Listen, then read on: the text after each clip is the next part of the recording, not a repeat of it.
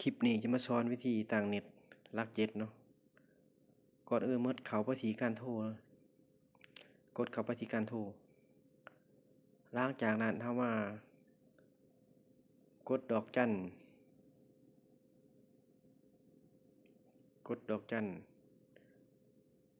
7773ตัวเนาะแล้วก็ตามโดยดอกจันซึ่งวิธีตั้งมันมี2วิธีที่1ดอกจัน1116นี่จะเป็นตั้ง5,000กีบเนาะวิธีที่2นี่117ตั้ง10,000กีบ117สี่เหลี่ยมโทรออก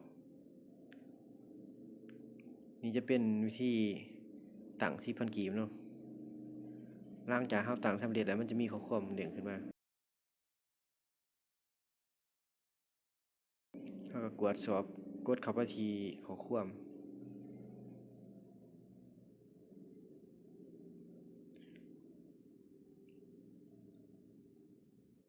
10,000กีบจะได้ 4.76 กิกะไบต์เนาะสามารถนำใช้ได้6 มื้อนี่ก็แม่น